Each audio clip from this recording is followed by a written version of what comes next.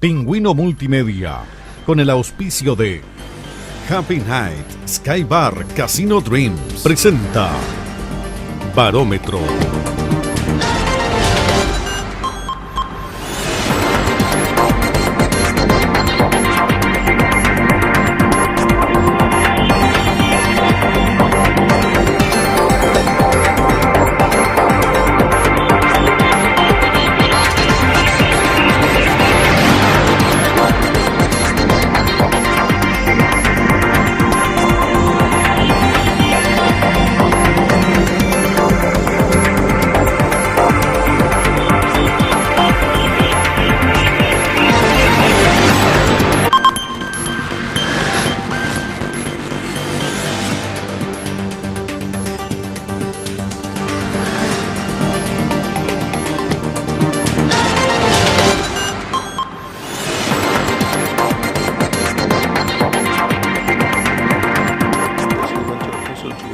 Bienvenidos amigos, otra edición más de Barómetro, acá en Pingüino Multimedia. Estamos partiendo un programa muy especial, un programa que es difícil de expresar ciertas palabras cuando uno de los protagonistas de la contingencia magallánica ha dejado de existir. Hace pocas horas se realizó el funeral de Vicente Carelo Brandesich. Nos adherimos al sentido de pésame para toda su familia, nos adherimos al sentido de pésame para el Consejo Municipal también de Punta Arenas, y de esta forma estamos partiendo un programa con un poco de pena, con un poco de nostalgia, porque todos los que pudimos compartir de una u otra forma con Vicente Carelovich, independiente del pensamiento político, independiente de las posturas contrarias que uno pueda tener en su foro interno y externo también con Vicente Carelovich, fue un gran tipo, una gran persona y un tipo que le hizo bien también a la comunidad magallánica desde el puesto en el que él estuvo. Fue diputado del año 94 al año 98 y posteriormente 4 veces electo concejal del municipio de Punta Arenas. Así estamos partiendo Barómetro, hoy tradición más, acá en Pingüino Multimedia. Partimos saludando, sí, al restaurante Doña Inés, el buffet del chef, restaurante Doña Inés, todos los viernes, desde las 20 horas, usted puede concurrir con familia, con amigos, con quienes quiera, al restaurante Doña Inés, la selección de los mejores vinos a los precios increíbles, el restaurante Doña Inés en el Hotel y Casino Dreams. Y saludamos a los panelistas que nos van a acompañar en esta edición del Barómetro. Luis Legaza, ¿cómo está, Lucho? Muy bien, gracias. Siempre agradecido de la invitación al programa. Su casa ya. Juan José Arcos, ¿cómo está? ¿Qué tal? Muchas gracias por la invitación nuevamente, Ignacio. Y saludamos al invitado, Dalio Bereterovich, presidente regional del Partido Comunista. ¿Cómo está, Dalio? Bien, Ignacio, muchas gracias por la Bienvenido al Barómetro. Gracias. Partimos dándole la palabra a los panelistas. Un pensamiento, una reflexión, Lucho, referente a Vicente Carelovich. Sí, tú lo dijiste al comienzo, uno puede tener ideas contrarias con las personas, pero eso no quita que uno no lamente la partida de un personaje emblemático de la ciudad, como tantos otros. Ojalá que cuando vayan falleciendo otras personas también significativas, igual como región, como comuna, tengamos días de duelo. Porque, como yo insisto, yo no compartía la ideología de don Vicente. No me gustó sus declaraciones cuando dijo que eran necesarios los detenidos desaparecidos. Pero bueno, hay que trabajar en esto que es sociedad, democracia, tolerancia y respeto. Así que yo le reitero las condolencias a la familia. Y una cosa así, yo le admiro la consecuencia de Vicente Carelovich. Lo que transversalmente se ha hecho en tiempos políticos en que eso cada vez es menos usual. Claro. Porque la gente se viste, pero la ropa que quiere. Don Vicente siempre estuvo en ese sector. Nos guste o no nos guste, algunos adversarios políticos, pero eso hay que reconocerlo. Y en tiempos donde en Magallanes tenemos 2 parlamentarios que han pasado por varios partidos políticos. Por eso te digo, entonces hay que reconocerle eso. Y yo creo que eso lo puse por allí, lo posteé en alguna parte, que se le admira la consecuencia. Juan José Arcos. El flaco. Usted fue compañero de Vicente Carelovich en el Consejo Municipal 4 años. Sí, si le digo compañero, el flaco me va a golpear desde el cielo. Así que camarada, trabajamos juntos en el Consejo Municipal y el flaco tenía esa picardía, tenía esas cosas. Mira, bueno, ahí tuvo una complicidad Víctor Lowe, pero fíjate que cuando a Pancho Alarcón se le reconoce como ciudadano destacado, quien le entrega el premio al flaco Carelovich. Y después el comentario que él hace es que esto le hacía muy bien a la democracia. Con 2 posturas políticas totalmente contrarias. Totalmente distintas, pero de 2 hombres que siempre han tenido, lo que decía don Luis Legaza, una coherencia en sus vidas, ambos dos. Consecuentes. Consecuentes ambos dos. Yo saben con quién lo comparé ayer en una entrevista. A mí me tocó entrevistar muchas veces a Gladys Marín. Bueno, de eso Lo yo te iba comparé a con hablar, Gladys porque Marín. Ahí tiene otro ejemplo. una de las grandes picardías del flaco Carelovich fue cuando él era, bueno, varios años concejal, y se le ocurrió la brillante idea de decir, bueno, porque fue una reunión de varios concejales, yo no estaba, de hecho fue un periodo anterior. Entonces dijeron, bueno, pongámosle en una población Jaime Guzmán, obviamente propuesta del flaco. Bueno, pero si colocamos Jaime Guzmán y colocar el otro extremo, pongamos Gladys Marín. Claro. Y el flaco no se le ocurrió nada mejor que, bueno, hagamos de que las dos calles coincidan y que haya una esquina que sea Jaime Guzmán con Gladys Marín. Y el flaco tenía esas cosas, esas picardías y tenía esas cosas. Yo creo que él siempre fue, primero que nada, recordando que fue un gran deportista, pero yo diría que siempre esas personas que les gusta el deporte son como lúdicas, les gusta jugar, son gente afable, gente cercana, gente buena. ¿Tienen camarín? Tiene camarín el Claro. flaco. Y el flaco siempre, mira, yo te voy a contar una infidencia acá en las cámaras, que las peleas nosotros muchas veces las pauteábamos. Y decía, yo te voy a decir esto, tú me contestas lo otro y yo te voy a retrucar con esto, pero tú no te enojes porque esto es show para que salgamos en los diarios, me decía a mí, y me decía, oye cabrón, vamos a decir. Y salían unos tremendos titulares en algunos medios, donde decía, concejal Carelovich le ofrece puñete al concejal Arco, y al otro día me llamaba el flaco y me mostraba, mira, hicimos noticias, y se mataba de la risa el flaco. Así que cómo no quiere ir al flaco. Así ustedes engañaban a los editores. Mira, yo voy a acordarme otra historia, cuando pasó una distinguida dama magallánica y el flaco estaba de autoridad, y era el grupo de Cueca. Y el flaco me hace un comentario como, mira, acá algo hubo. Y yo, ¿qué? ¿Tú, flaco? ¿Cómo se está ya viejo? ¿Qué va a haber? Y no, pues parece que sí había, porque justamente lo vinieron a sacar a él, le tiraban besitos y todo. Y después yo le pregunté, y me dijo, sí, pues sí, el flaco algo hubo. Entonces él se las traía, si él era un hombre que se las traía, era divertido, era entrenador, era una gran persona, un gran amigo, era un tipo que manejaba muy bien los medios, gran conductor de televisión. ¿Qué puedo decir del flaco? Un gran amigo. Dalio Carelovich, contrario a su pensamiento político, Vicente Carelovich. No, sin duda, absolutamente contrario. Yo lo conocí poco, lo traté un par de oportunidades por temas más bien protocolares, diríamos, oficiales, ¿cierto? No éramos amigos ni mucho menos, pero sin embargo mi padre sí, mi padre fueron de la misma generación. Ya. Y ahí se representaba un poco lo que era el Magallanes antiguo, pues el Magallanes de entonces, donde se jugaba, en este caso jugaban básquetbol en el Zócol, había actividad laboral después cuando fueron mayores, empleados bancarios, funcionarios de banco. En fin, hubo todo una suerte de vida junto en relación a temas comunes, aun cuando los pensamientos eran totalmente distintos, y siempre hubo un gran respeto por ambas partes, digamos. Así que eso es lo que yo recuerdo de él, digamos. Alguna vez me echó talla, siempre me decía que yo no le llegaba en los talones a mi padre, y me decía porque ese sí que era un gran comunista, decía, no como tú. Pero siempre en un tono un poco de broma, un poco en serio. Pero bien, pues la consecuencia, como decía Lucho Legaza, es importante, y hoy día eso se extraña, o sea, y al revés, vemos todos los días vueltas de carnero, se firman acuerdos y a la semana siguiente se rompen, gente que busca partidos para ser candidato y de una vez electos se renuncia al partido. Entonces todo eso hoy día que ensucia a la política y que es tan habitual, no estaba en la persona de Carelovich, y eso es relevante. Dalio, partimos con usted la ronda de preguntas. Viene fresquito, hace poca, no voy a decir pocas horas porque ya pasó más de un día, hubo una reunión que se expuso ante los medios de comunicación que un sector de la oposición, en la cual se incluye el Partido Comunista, está trabajando mancomunadamente, lo que no está pasando a nivel de Santiago, a nivel de país, a nivel de Chile, llamémoslo de esa forma.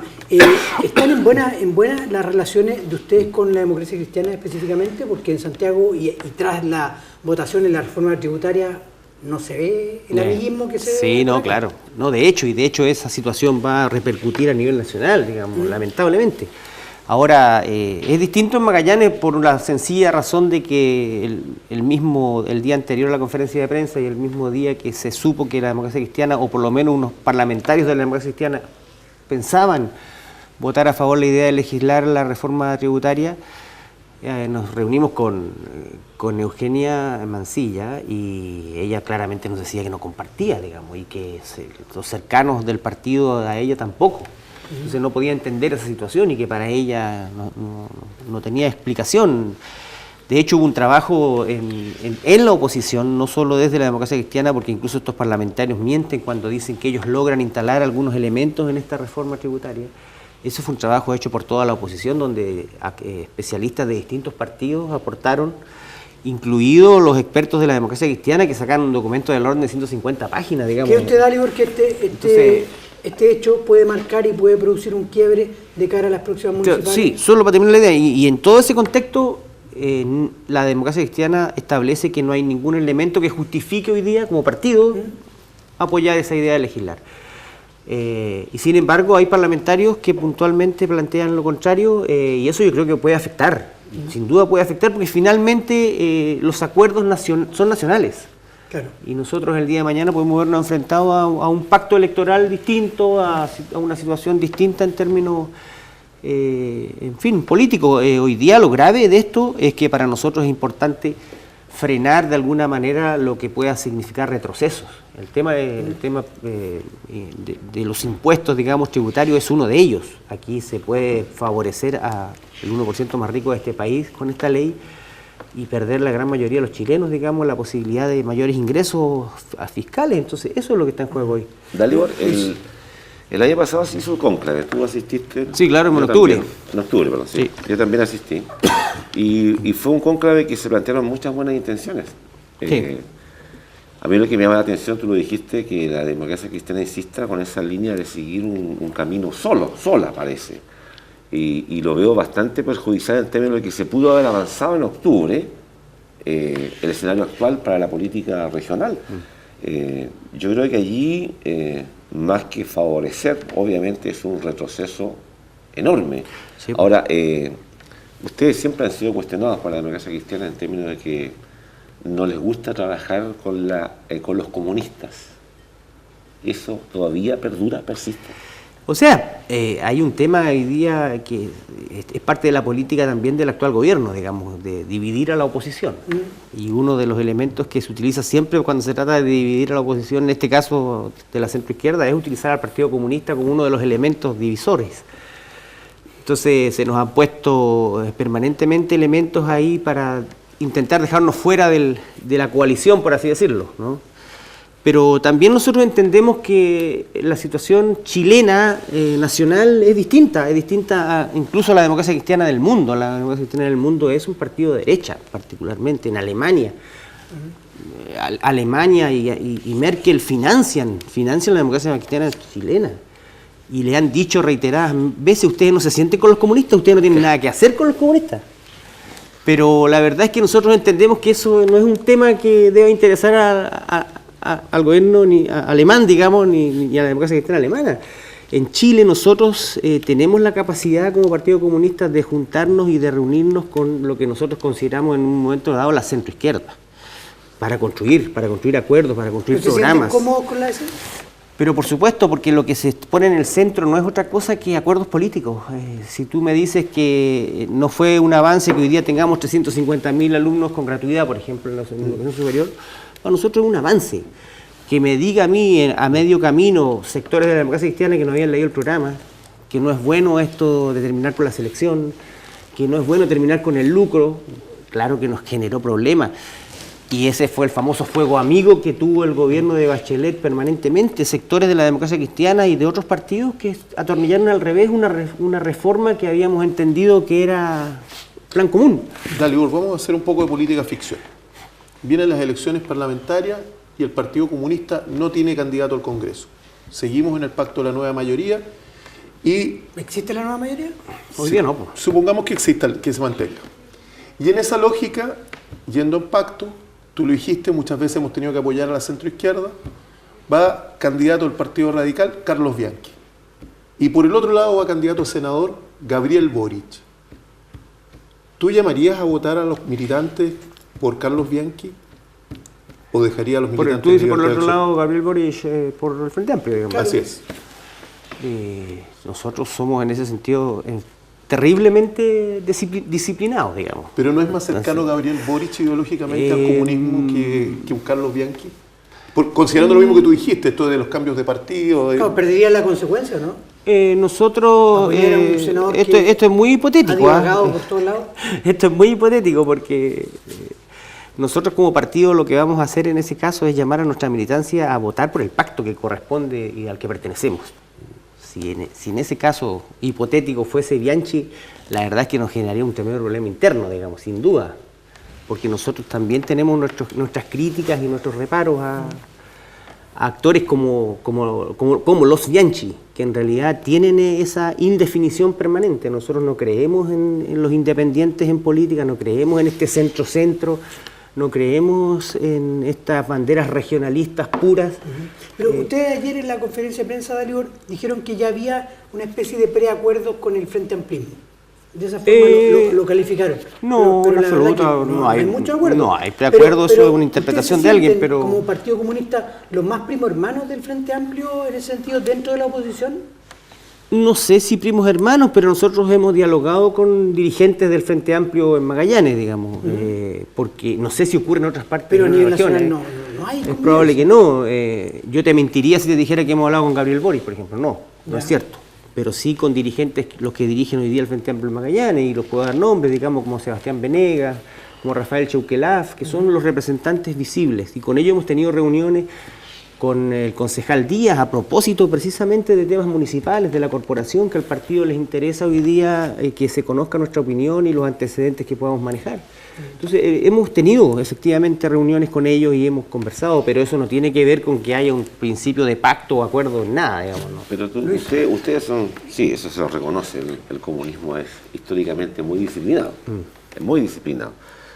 Yo te vuelvo a llevar al cónclave, el encuentro. ¿Qué pasaría si a nivel regional se toma un acuerdo en términos de listas únicas, candidatos únicos, y en Santiago al Partido Comunista le dicen que no, que tiene que tomar otra dirección? ¿Cómo quedaría este acuerdo o preacuerdo que usted salió en los diarios? No, porque en el fondo, a propósito, el 4 de mayo tenemos actividad nuevamente, que no se va a llamar cónclave. Pero que ya decidimos ¿está invitando a Luis Legaza? Sí, por supuesto, porque estuvo en la... no, voy a asistir. Y porque tiene que ver con un poco con lo que él plantea, digamos, porque nosotros somos muy disciplinados y vamos siempre a acatar en términos de los pactos nacionales, pero nosotros también podríamos eventualmente demostrar con cifras que lo que estamos planteando desde un punto de vista regional es viable. Lo que ocurre es que aquí el mapa electoral no ha cambiado, entonces... Cualquier teoría se cae a la luz de los números y uno hace pactos en función de tener alguna posibilidad si no es testimonial, digamos. Sí, te lo planteo porque aquí mismo estuvo la senadora Goich. Perdón, pero a mí no me extrañaría que... sobre la mesa que va a ser senadora, o sea, yo no sé de dónde salió eso, será una cosa popular, Santiago... Pero claramente... ¿Ustedes van a pedir primarias? Sí, pues, nosotros estamos planteando primarias legales, como corresponde, y a la luz del resultado de las primarias legales, programas de gobierno regional o municipal, si es el caso, comunes. Con lo que dice Luis Legaza de la senadora, nos da a entender también que quizás la democracia cristiana piensa ir sola. Porque la senadora lo dijo claro, acá, lo dijo con toda propiedad. Dijo acá, yo voy a postular una senadora. A la reelección. Y yo quedo yo, ¿y dónde quedó entonces esta reunión de los partidos de oposición? Claro. Y el esfuerzo que se está haciendo. Claro, esas son miradas y nos va a pasar lo que nos pasó en el municipio, porque cuando se dice el que tiene, mantiene... No, ¿de dónde salió esa teoría? Digamos, hoy día instalamos las primarias legales como una herramienta porque después que se destapó la olla vino todo un ataque de transparencia y blancura, ¿cierto? Bueno, ocupémosla. El Frente Amplio como movimiento de izquierda está fuera de lo que es los pactos con la centroizquierda. A su vez el Partido Comunista ha optado por otra vía, que es estar dentro de los pactos, por lo menos en el último gobierno. ¿Dónde tú ubicarías geográficamente al Frente Amplio y al Partido Comunista si tuviéramos una línea transversal donde lo más al rojo, lo más caliente es lo más a la izquierda? ¿Dónde pondrías a cada uno de los actores? ¿Cuál estaría más al centro de los dos? ¿Cuál estaría más a la izquierda? Y basado en eso mismo, ¿qué diferencia hoy día al comunismo del Frente Amplio? O sea, yo te puedo hablar por el Partido Comunista más que por el Frente Amplio y hay una definición que es básica para nosotros, que nosotros tenemos una clara definición política de que somos un partido marxista y leninista. Y eso baja una línea completa, digamos. Y y tú tienes sectores de ultraizquierda, que son históricos, en el mundo, digamos, que han estado a la izquierda de los partidos comunistas del mundo, siempre. Y son sectores de ultraizquierda que son intrínsecamente anticomunistas. Eso es un tema permanente. Por eso es que... ¿Por qué son anticomunistas? Porque tiene que ver con nuestra componente, como te digo, marxista y leninista, porque la ultraizquierda, y ahí tú entras sectores anarquistas, ¿cierto?, no comparten la lógica, por ejemplo, del diálogo, de los pactos, de ser parte del sistema. Nosotros, Lenin dice, hay que estar ahí, hay que ser dirigente, hay que ser diputado, hay que ser senador, hay que estar adentro, aunque seas minoría, para influir, ¿cierto? Los sectores ultra dicen, no, nosotros no somos parte de eso, nosotros no nos vamos a meter en el juego, no nos vamos a vender al sistema. Entonces, ese tipo de lógica se da. Yo un poquitito a la historia del comunismo, porque fíjate que yo he visto muchas personas que son comunistas y que dicen, los sionistas, los judíos se vienen a la Patagonia y como con un rechazo, pero el comunismo lo hicieron judíos. ¿Cómo se da esa ambivalencia de que hayan militantes que tienen una crítica tan fuerte hacia los judíos y siendo que el comunismo lo hacen los judíos? No sé de dónde sacas tú, digamos, esas afirmaciones. Que los judíos vengan a la Patagonia. La mayoría de los líderes cuando se forma la Revolución Rusa eran judíos. Sí, claro, pero hoy día yo no veo ningún problema con la presencia de judíos en la Patagonia, digamos, ni que el Partido Comunista de Magallanes plantee opiniones públicas respecto a ese tema. Para nosotros no es un tema en absoluto. El rechazo, a lo mejor, Juan José, viene, ¿no es cierto?, de lo que está sucediendo precisamente entre Israel y Palestina. Bueno, eso es otra historia, y claramente el pueblo palestino ha sufrido lo indecible. Entonces, obviamente, uno que está un poco interesado en esto, tú te das cuenta, ¿no es cierto?, que hay un conglomerado, el bloque, ¿no es cierto?, liderado por Estados Unidos, que le justifica todo lo que hace el pueblo israelita contra los palestinos. Los tipos están masacrando niños en las calles. Entonces, obviamente, yo considero que, claro, el rechazo, como cualquiera, que ve que están masacrando a otros seres humanos, por supuesto, yo también lo rechazo, yo también lo critico. Y no es porque uno los tilde de judíos, porque no es la cosa aquí, ¿no?, de la noche de los cristales, empecemos con eso, sino que una cosa muy puntual.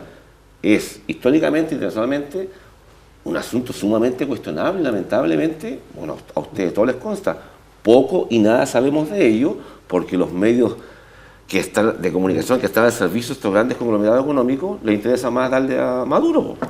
Luis, la última pregunta, dale, porque estamos en la hora. El Partido Comunista definitivamente se va a someter a las primarias, dices tú. Sí, claro. Vamos a solicitar primarias. Perfecto. En todos los casos donde haya más de un candidato, obviamente. Y eso significa, como digo, que se va a respetar el acuerdo que se tome a nivel regional. Por supuesto, de eso se trata.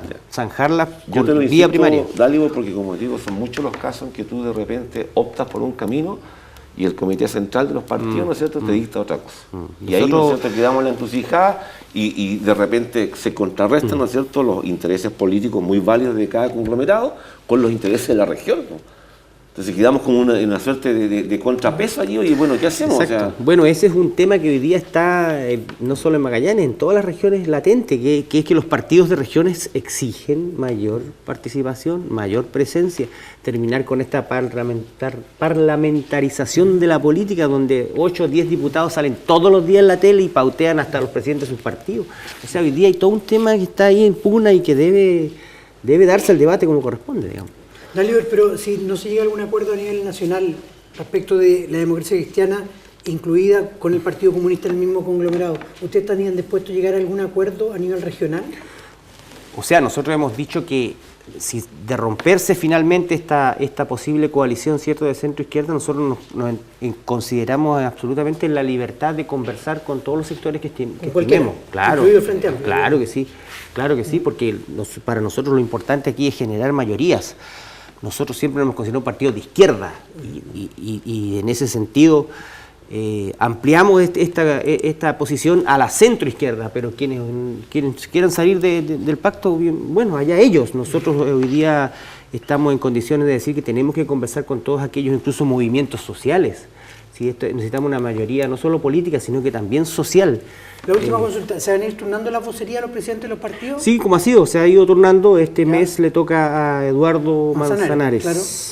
Así que no sé quién le toca después. Yo estuve hace dos meses atrás, digamos, me tocó a mí en diciembre. Le agradecemos, Darío, por haber estado con nosotros. No, muchas gracias por la invitación una vez más. Pues. Nos vemos. Nos vemos, que esté bien. Una pregunta nos falta. Breve alto y volvemos con otra gran invitada, el segundo bloque del Barómetro, la Seremi de Desarrollo Social, Liz Casanova.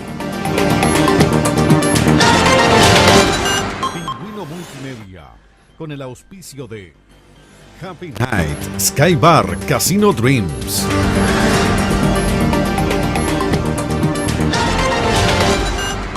Pingüino Multimedia, con el auspicio de Happy Night, Sky Bar, Casino Dreams.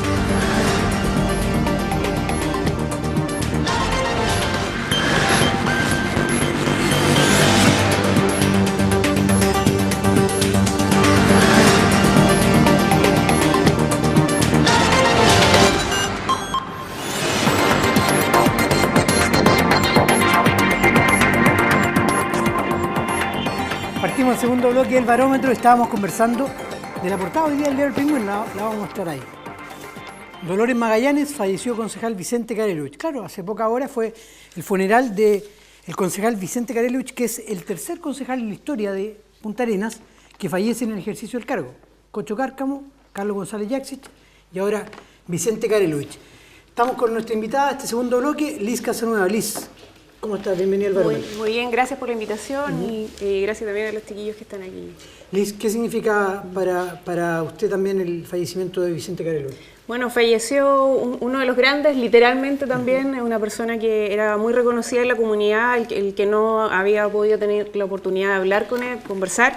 Lo reconoce, es de estas personas que uno tiene en la memoria de verla en las calles de Punta Arenas, ¿cierto? Y por supuesto lamentamos muy grandemente el que haya fallecido el concejal, ¿ya? Deja un legado tremendo en lo que es en la política, por supuesto, y ese recuerdo del saludo amable, del comentario también constructivo que hacía cuando nos veía a nosotros, que igual de cierto somos como la camada nueva en este gobierno. Liz, usted va a cumplir ahora en julio su primer año como Seremi de Desarrollo Social. Le tocó reemplazar a María Teresa Castañón, quien asumió como intendenta, ¿debe haber sido el 11 de julio? Sí, exactamente. El 11 de julio del año pasado, tengo buena memoria. Y yo el 13. Usted asumió el 13. Sí. ¿Y cómo se ha sentido? Muy bien, es una seremía que yo ya conocía porque en el gobierno del presidente Sebastián Piñera ya había estado a cargo del programa El Chile Crece Contigo, de la provincia de Última Esperanza. Y también estaba a cargo de los convenios que teníamos desde la seremía y además estaba a cargo de los programas de calle, que en ese minuto no eran tantos como los que tenemos hoy en día. Muchos dicen que es una seremía muy interesante y con mucha proyección, por cuanto es una seremía muy política, una seremía donde se puede ejercer mucho contacto con la gente, mucho desarrollo. En ese sentido, ¿usted es militante? Sí, soy militante de la UDI. Sí. ¿Y usted se ve con proyecciones políticas también para tener una carrera política? Porque usted es muy joven. Sí, bueno, yo estoy dispuesta siempre y cuando el partido o el sector me apoye. No creo en las autodenominaciones porque a veces uno puede pensar que lo está haciendo fantástico y en realidad no está aportando. ¿Pero ya ha sido evaluada ya desde Santiago? Sí, ya fui evaluada, me entregaron mi evaluación esta semana. ¿Ya? ¿Y se puede saber? Sí, un 6.9.3. Bien. ¿Pero de 1 a cuánto? ¿A 7? Sí, a 7. Muy bueno. ¿Usted que pone nota? ¿Usted profesor que pone nota? Sí. 6.9.3. Oiga, no, muy Sí, bien. sí. Tiene razón, Nacho, tú estás en un sector que realmente, bueno, la sociedad lo necesita, hay que trabajar por los más desposeídos, que tiene mucha proyección política, por supuesto, porque tú haces mucha calle, mucho trabajo directo con la gente, pero olvidando de la proyección política, ¿cómo valorías tú, desde que empezaste tu seremía, en el primer año, que para todos nosotros que lo miramos de afuera fue un desastre en términos de gobierno regional, ¿cómo lo evalúas ahora con la llegada de José Fernández? ¿Crees tú que realmente el gobierno está funcionando mejor, hay mayores directrices, está más clara, está más ordenada, sabemos para dónde vamos como región, en el caso particular tuyo con los programas sociales. Sí, bueno, lo que tiene que ver con el gobierno, no creo que hayan habido mejores o peores intendentes. Creo que cada uno ha aportado desde su expertise y desde de su plus o de su propia esencia al cargo que asumieron en su minuto como intendente. La crítica para la intendente Castañón fue transversal, de todos los sectores. Bueno, y yo no sé quién me evalúa. No, pero te digo, eso fue comentario político durante mucho tiempo. Y evidentemente el intendente actual maneja muchos de los temas porque además también tuvo cargos anteriores en el gobierno del presidente Sebastián Piñera. Y por supuesto, además tenía una relación anterior con nosotros como compañero como Seremi. Entonces, y fue consejero regional también. Sí, también. Y evidentemente ya conocía la forma de trabajar de cada uno de nosotros. De hecho, como bien decía Luis, nosotros estamos constantemente como Seremía trabajando transversalmente casi con todas las carteras. Somos re pocas las carteras con las que no nos toca trabajar. Así que con la Seremía de Agricultura, que en ese minuto él encabezaba, nosotros estábamos trabajando muy bien y sobre todo con un programa que se llama El Elige Vivir Sano. ¿Con José? Yo quiero llevarte a otro tema, Liz. Los famosos RS, que son la recomendación satisfactoria de los proyectos. Suele pasar que los equipos técnicos de distintas entidades dan un proyecto, lo trabajan, lo socializan con las autoridades, con los políticos, y llega a la Seremi de Desarrollo Social y se trancan. Y te voy a colocar un ejemplo, o dos ejemplos clarísimos. Los caminos en Tierra del Fuego. Proyectos que son fundamentales para el desarrollo por venir, se han trancado por muchos años y ha costado un mundo destrabarlo. Y sin embargo, cuando hubo que hacer el camino para los argentinos, salió de inmediato. Y resulta que los argentinos, gracias a esto, tienen un tremendo camino pavimentado.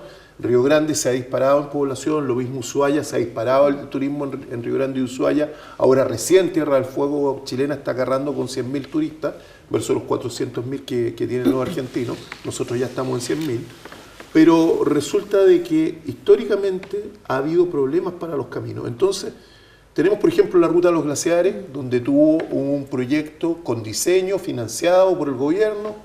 El diseño está hecho, pero llegamos a la ejecución, el RS para atrás.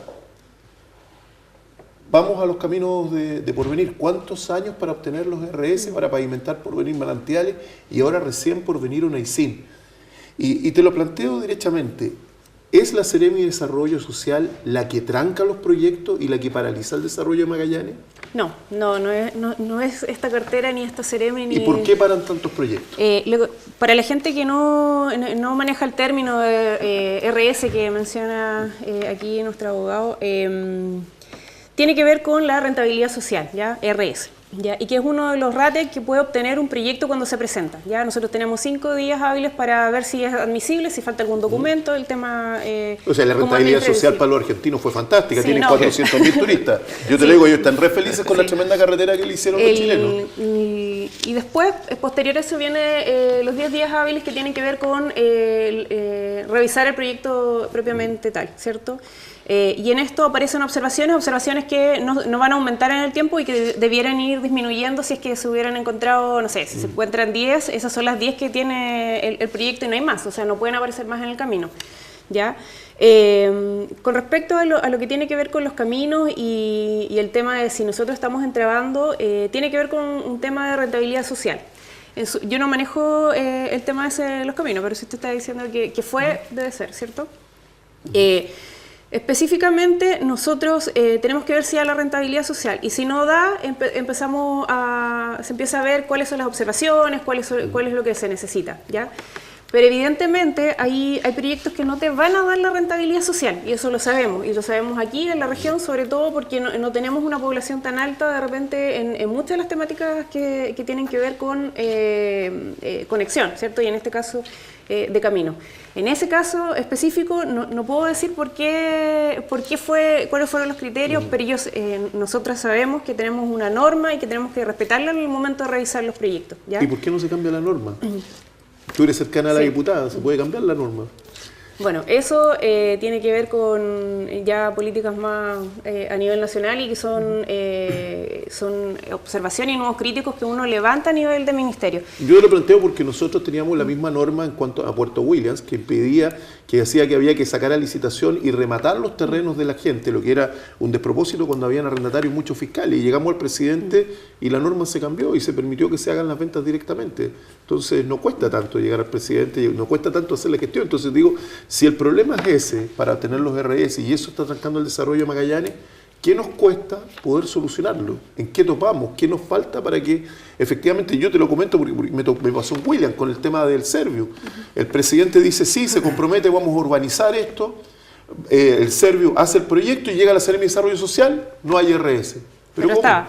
¿Ah? Estaba el RS. Estaba, la última vez que hablamos estaba el RS. Ya, pero costó, ¿te fijas? Pero estaba dentro de los plazos, o sea, cuando existe un plazo para revisar las observaciones, nosotros lo que vemos es la calidad técnica y que el proyecto sea lo mejor de lo mejor y dentro de lo mejor sea también sea la mejor opción dentro de las alternativas para poder solucionar este proyecto, ¿cierto? Seremi, en una respuesta que le dio a mi compañero aquí, Luis Legasa, fue muy diplomática y la entiendo. Pero conmigo trate de no ser muy diplomático con lo de la Prentel. ¿Con quién se ha sentido más cómoda? ¿Con el trabajo suyo como Seremi de Desarrollo Social con María Teresa Castañón o en el mes y medio, 2 meses que lleva Fernández? Evidentemente con el intendente actual, sí. ¿Por qué razón? Porque ya teníamos un trabajo más mancomunado, por decirlo, ya había un trabajo de compañeros de Seremía. La intendenta evidentemente tenía otro estilo de trabajo. Pero ella no estaba más pendiente de desarrollo social porque venía de esa cartera. Quizás eso también le molestaba un poco a usted que la estuviera como observando mucho, quizás, ¿no? No, yo creo que es como parte igual de uno como profesional, que igual uno tiene como más atención como a lo que uno es experto en la materia. O sea, si yo no sé de agricultura, no voy a estar, no me voy a dar cuenta como de los errores o de los avances. ¿Y no se sintió incómoda cuando empezaron a surgir ciertos rumores que no fueron publicados quizás en medios de comunicación, pero sí rumores que María Teresa Castañón podía volver a... No, a mí me llamaron del ministerio porque todos estos rumores siempre llegan a Santiago de una u otra manera, claro. El vivirlo sabe aquí. Y me llamaron y me dijeron que me quedara tranquilo porque yo estaba siendo bien evaluada y que son solo rumores. No, como 693. Claro. La Seremía que tú diriges no se topa, no se roza con el trabajo en educación. Sí. Te lo digo porque se lo planteé alguna vez al intendente en otro programa. Los resultados educativos de la región son pésimos. Si tú los comparas, ¿no es cierto?, estamos en niveles de rendimiento que realmente son de por sí ya cuestionables, que es una cosa que involucra, ¿no es cierto?, a los docentes, a los que nos corresponde como profesores, al equipo directivo, lo que es, ¿no es cierto?, la Seremía, la Cormupa ni hablar, porque me imagino que estás más enterado de lo que sucede a nivel interno allí, y te lo digo porque si nosotros hablamos de desarrollo social, una de las cosas fundamentales, yo la entiendo como profesor, es que tú le otorgas a tus ciudadanos una educación, pero de calidad de verdad. Y lo digo porque durante años yo no he visto ningún proyecto significativo que emane del gobierno regional que tienda a mejorar los resultados, la calidad y los procesos de enseñanza que tenemos en la región. ¿Hay algún trabajo sectorizado que puedan ustedes realizar en conjunto? ¿Tienen pensado abordar una cosa como esa? Nosotros en ese aspecto, por lo menos desde desarrollo social, tenemos que ver con el tema de los proyectos que se levantan, ¿cierto? Lo que tiene que ver desde la primera infancia hasta ya el tema ya universitario y que tiene que ver con la red clase media protegida. No sé si ustedes ya han escuchado, prontamente nosotros vamos a hacer la bajada y ahí nosotros llegamos con el tema de poder subvencionar este ingreso. Con respecto a la calidad, eso evidentemente tiene que venir ya del ministerio de más arriba, porque la calidad y los planes de trabajo educacional se forman y se crean en el ministerio, y ahí viene la bajada, ¿cierto? Y nosotros, ¿qué hacemos? De repente hacemos acompañamiento a través de INJU, que hay estudiantes universitarios que trabajan como monitores en infancia, pero meternos en educación no es propiamente tal de la cartera. ¿Ya? Ya. Yo quiero llevarte a dos temas, que son dos grupos muy débiles y desprotegidos de la comunidad. Lo primero, la situación de los migrantes y sobre todo los migrantes venezolanos. Tú sabes de que Venezuela le tendió la mano a Chile en épocas de dictadura, cuando las personas tenían que emigrar a ese país por sus vidas, y un poco ahora es al revés, la vuelta de mano. Y otro grupo que también está muy desprotegido son las personas de calle, y muchas de ellas que han llegado a la calle por adicciones. ¿Hay algún programa que pueda apalancar o apoyar de alguna forma a los migrantes? Y por el otro lado, respecto a las personas de calle, y sobre todo en el tema del tratamiento de adicciones, hace mucho tiempo atrás que el concejal o ex concejal Roberto Sar, ex consejero también, propuso la creación de un centro de tratamiento de adicciones. Empezó a funcionar uno en San Juan, pero la verdad que ha sido poca la capacidad de este centro. Se necesita un centro más grande. ¿Hay algún proyecto que pueda atender a crear un centro más grande? Te lo planteo porque en algún minuto la municipalidad había mostrado la posibilidad de entregar la escuela de agua fresca para poder crear ahí un centro de tratamiento de adicciones. Entonces, ¿hay alguna posibilidad de que esto se pueda plantear como proyecto? Y por el otro lado, si hay algún proyecto de integración de inmigrantes que están llegando acá a Magallanes. Yeah. Y no solamente, no solamente extranjeros, porque también tenemos mucho inmigrante nacional que está llegando de Chiloé y de la zona de Aysena. Aysena ha llegado mucha gente en el último tiempo a trabajar. Entonces, ¿hay algún proyecto para integrarlo? Bueno, vamos por los dos temas que decís. Ya. Sí. Calle, que es un tremendo tema. Nosotros tenemos en la región 130 personas en situación de calle, ¿ya? Y este es un número que ha ido subiendo y bajando, y lo que más ha bajado es a 90, ¿ya? Desde la cifra que yo manejo, que fue en su minuto eran 140 y tantos, ¿ya? Entonces no ha variado tanto. Estas personas nos cuesta el que logren la adhesión a muchos de los dispositivos, ¿ya? Porque hay algunos problemas de base que son, de salud mental, hay un tema de enfermedad por el alcoholismo, ¿cierto? Y otra sustancia. Y mientras estas personas no sean declaradas como interdictas, usted se maneja este tema, nos va a costar obligar de cierta manera el que se adhieran a estos programas, ¿ya? Nosotros podemos tener los mejores profesionales, pero cuesta que haya una adhesión al tema de poder mejorar en temas de salud mental, porque ya nosotros podemos hacer las mejores gestiones de derivar a esta persona a psiquiatría en el hospital, ¿cierto? Pero ¿quién controla que se tomen los medicamentos, que se lo tome a la hora, porque ya perdió toda la red familiar, ¿cierto? Nosotros en este minuto tenemos el centro de referencia, que es un poquito más avanzado de lo que es el Hogar de Cristo en España, ¿cierto? Que es la hospedería, en donde llegan a dormir, alimentarse, bañarse, ¿cierto? Cosas como muy básicas.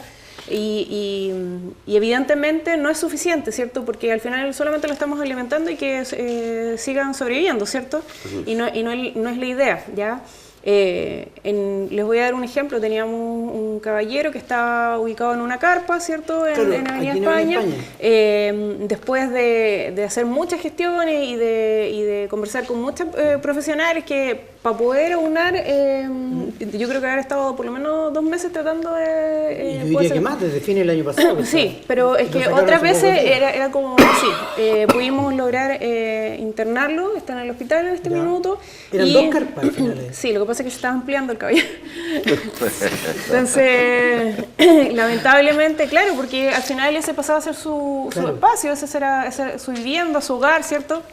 Y no se sentía acogido en los dispositivos. En el Hogar de Cristo. Claro, en los dispositivos ni siquiera en residencia. Y además es de estas personas que ya estaban por venir también. De hecho, lo habían internado allá en el hospital. Que funciona bastante bien la red de protecciones por venir, ¿ah? Sí. A diferencia de... Sí, pero como que se vino de vuelta y después Sí, lo volvieron pero a la red de internar. por venir Sí. yo la conozco, El funciona miedo que bastante había bien. con esta situación que se está dando acá, muy cerca de los estudios Pingüino Multimedia, en Avenida España, pasado Errázuriz, entre Errázuriz y Balmaceda, puede ser, era que la problemática que hay en Santiago, en la Alameda, en la estación central, en el bandejón central, Está lleno. está lleno de carpas. Está lleno de carpas. Lo que antiguamente eran la gente de los cartones, que le llamaban de esa forma, se protegían con cartones, ahora se protegen con carpas. Sí. Pero la problemática podía darse en Punta Arenas aumentar también, y podía darse también que los turistas pensaran que era algo O sea, autorizado. de hecho en un minuto se instalaron 2 carpas de turistas y me llamaron para preguntarme si estaba aumentando las personas en situación de calle con carpa. Y yo le digo,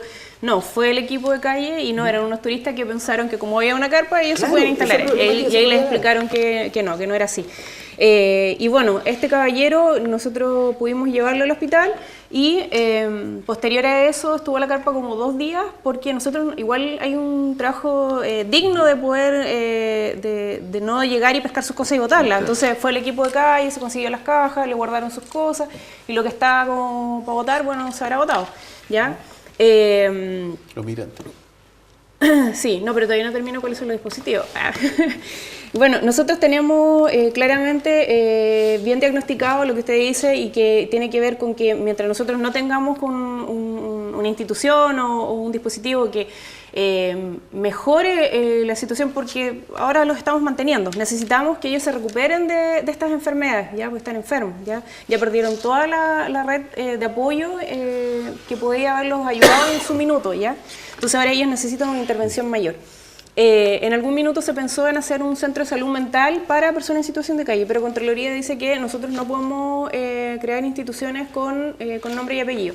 Pero sí está este proyecto ya está andando y se supone que se va a construir ya, esperemos que en un año más. Ya ese proyecto está y esperamos que los problemas de salud mental por ese lado lo tengamos cubierto. Mira, pero nos falta... yo no le deseo mal a nadie, pero a mí me encantaría que alguna de esas personas de Contraloría que paró este proyecto, ojalá no tenga que él o alguno de sus familiares llegar a una situación de calle.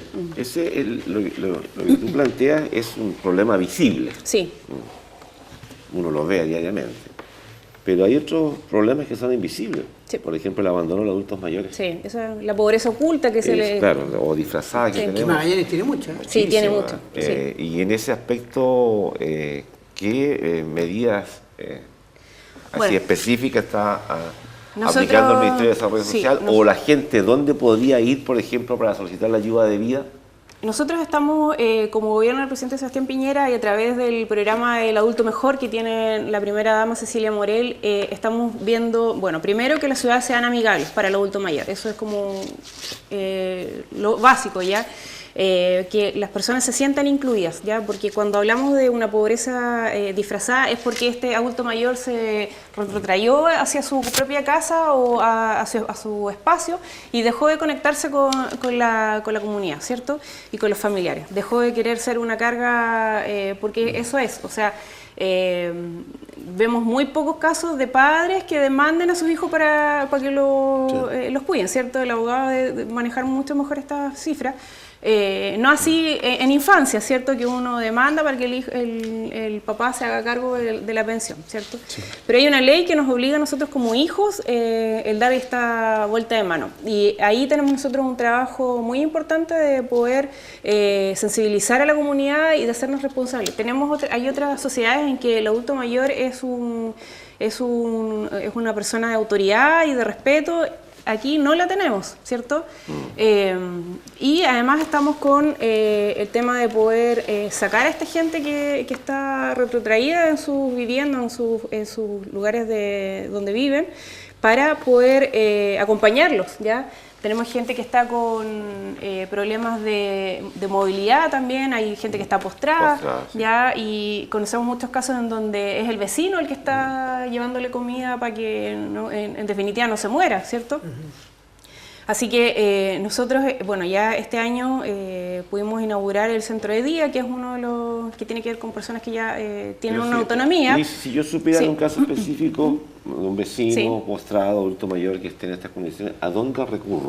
Tiene que recurrir a Senama. Senama hace las derivaciones y nosotros además estamos tratando de aumentar los cupos en casas tuteladas. Existen las casas Stop que están ahí en la Raúl Silva Enrique, que son como 24 y que las administra de cierta manera el Servio y que se las pasa en comodato a Senama para poder distribuir a las personas que pudieran requerir esto. En Puerto Natales también estamos construyendo, ya habían 20, ahora queremos construir 20 más. Y bueno, la semana pasada estuve en Torres del Paine y apareció la necesidad de construir en Torres del Paine 1 o 2 viviendas de casas tuteladas, porque tenemos mucha gente que trabajó en el campo y en algún minuto ya no puede seguir trabajando y tiene que irse a vivir a algún lado, ¿ya? Y ahí hay una necesidad que hay que atajar de alguna manera. Y evidentemente no da la rentabilidad social, entonces tenemos que verlo por alguna asignación directa de poder solucionarlo. Juan José, última pregunta. Sí, bueno, a mí me da una bronca tremenda la burocracia de este país. La verdad que uno cuando ve que buenas iniciativas como la que dice la Seremi se paran porque a alguien en Contraloría se le ocurrió que esto, el artículo tanto dice que no debe llevar tal nombre porque el nombre me parece que es una soberana estupidez. Y con Magallanes hay más burocracia, ¿eh? No, sí, yo te lo digo porque nosotros lo vemos constantemente. A mí me pasó en Puerto William con el proyecto este de la famosa la planta de tratamiento de aguas servidas, donde resulta que a la Contraloría se le ocurrió la brillante idea de que el proyecto no lo podía presentar la Dirección de Obras Hidráulicas, sino que tenía que ser el mismo la unidad técnica, o sea, un tema, pero un resquicio. Te fijas, estando el proyecto, estando todo, y se paró en 2 años un proyecto que ayuda a la comunidad. Yo quiero llevarte a una temática que existe en Magallanes y que es muy preocupante y que no todos los municipios han tomado buenas medidas, porque el municipio de Punta Arenas sí tiene ya una medida más o menos institucionalizada, pero los otros no las tienen. Vienen épocas de incendio, vamos a estar ya en el invierno, y en otras comunas pasa que a ti se te quema la casa y te quedas en la calle, vas donde el primo, Acá por lo menos existen viviendas que se te entregan de emergencia, se te retiran los escombros y se construye la vivienda de emergencia. ¿No se ha pensado en algún tipo de proyecto, sobre todo considerando que hoy día, por ejemplo, estos módulos chinos, yo miraba el otro día, 4 millones te sale un módulo habitacional de 28 metros cuadrados? ¿No se ha considerado la medida de poder tener un stock de módulos habitacionales para aquellas personas que tengan incendios, considerando que además estos módulos son bastante térmicos, son bastante buenos? No es que esté vendiendo módulos, sino sí, que... ya me está entrando... No, te lo digo por la practicidad, porque son módulos que se pueden armar en 2 o 3 días y quedan armados de inmediato. Considerando que no todos los municipios lo tienen, yo no sé cuáles lo tienen, Punta Arenas lo tiene, Cabo de Hornos no lo tenía. ¿No estaría la posibilidad de repente de hacer un proyecto de estas viviendas de emergencia para casos como el que yo te señalaba? Puede ser el desborde del río de las Minas, no necesariamente un incendio. Bueno, tienen que evidentemente levantarlo a las municipalidades. Nosotros vemos la rentabilidad y ante una emergencia no debiera ser un proyecto que uno pudiera objetar, como dice. ¿Cuándo cambiamos la bendita norma de la rentabilidad social para Magallanes? Porque se avanzó mucho con el plan de zona extrema. Y muchos proyectos... ¿Se ha pedido algo especial? Sí, bueno, nosotros en algún minuto se creó el pago contra recepción, los PCR, ¿ya? Nosotros manejamos muchas siglas y que tiene que ver que usted presenta un proyecto y viene el diseño con la ejecución de la mano. Entonces yo le paso el proyecto a la empresa que vaya a construir y él se encarga de todo, o sea, de los costos y todo. A nivel nacional hubo algunos problemas con este pago contra recepción y siendo el espíritu de poder acortar los tiempos de poder entregar un proyecto y no habiendo tenido ningún problema en la región con estos PCR, pero nosotros nos normamos o sea, es parejo a nivel nacional con las normas. Se agregaron los NIPS, que son otras normas que es como para subsanar los problemas que hubo a nivel nacional. Entonces eso ha hecho que de cierta forma sea un poquito más largo este pago contra recepción, ¿ya? Y los RS en realidad, bueno, yo igual tengo que reconocer que de repente los proyectistas no están muy en contacto con el inversionista de la Seremía y que está subsanando. Entonces, cuando me llama un gobernador, cuando me llama un alcalde y me dice, ¿sabes que tengo tal proyecto y me gustaría que le haga seguimiento? Yo le hago seguimiento, entonces trato de que estén como coordinados para que también el proyectista resuelva las observaciones. Eso no es pega nuestra, pero alcalde, ¿sabes qué? Ya están sus observaciones, pucha, acortemos por el otro lado. Le quiero agradecer su presencia hoy día acá en el programa. El director me dice que ya estamos pasados, han hablado mucho los panelistas, eso culpa siempre de los panelistas. Muchas gracias, Seremi, por haber estado con nosotros hoy día en el Barómetro. No, muchas gracias a ustedes por la invitación, un gusto ver a Luis y por supuesto a nuestro ex gobernador. Gracias, ¿La llamaba mucho, no? Sí. ¿La molestaba mucho? Sí, no, pero estaba haciendo su pega. Estaba haciendo su pega. Sí, no, nosotros nunca tuvimos un problema. no, sí, no. Mucha suerte, Liz. Sigue trabajando así. De hecho, muy Liz bien. ayudó Muy bien, mucho, Liz ayudó, yo quiero reconocer, ayudó mucho al desarrollo del Plan Navarino y a todos los 100.000 millones que sacamos en inversiones, así que ella ayudó muchísimo, así que nunca tuvimos un obstáculo ni nada por el estilo, todo lo contrario. Nosotros tenemos ese con el bajo tema de juventud. los RS, sí, y a nivel nacional nosotros estamos rankeados dentro de los primeros lugares de los que resuelve, imagínense, o sea, si ya dicen que nosotros ponemos, imagínense cómo va a nivel nacional, nosotros somos los que tenemos pero de disculpa, RS, o sea, si son pero- 100, nosotros tenemos 92. Liz, yo no me refería al caso tuyo en Sí, particular, no, sí. yo estoy hablando, porque ponte tú estos RS de Tierra del Fuego, Sí está ya claro, están, pero sí. hay uno que todavía no, pero se demoraron muchos Willy años. Gaza, gracias por haber estado con No, nosotros hoy día. como siempre, gracias por la invitación. Sabemos que está muy apurado, una agenda muy ocupada, un hombre ocupado como Luis Gaza, así que muchas gracias Juan José Arcos. Solamente al momento de la despedida un saludo al cielo, un saludo al cielo a nuestro gran amigo Vicente Carelovich, que debe estar junto a su gran amigo Carlos González Jackson, compartiendo como lo hacían en el Consejo Municipal. Partimos del programa saludando y adhiriéndonos al pésame también a la familia Carelovich y terminamos el programa con eso, con Vicente Carelovich, un grande que también tuvo acá como grandes invitados del Barómetro en Pingüino Multimedia. También tengo que terminar por saludar al buffet del chef, todos los sábados, Cordero al Fogón. ¿Dónde? En el restaurante Doña Inés, en el Hotel y Casino Dreams. Así que para que usted este fin de semana vaya con la familia, restaurante Doña Inés, Cordero al Fogón en el buffet del chef.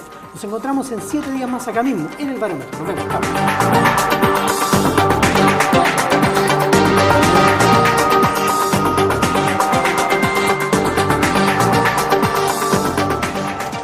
Pingüino Multimedia, con el auspicio de Happy Night, Sky Bar, Casino Dreams, presentaron Barómetro, un programa líder de opiniones políticas, económicas y sociales, jueves a las 22 horas en Pingüino Televisión.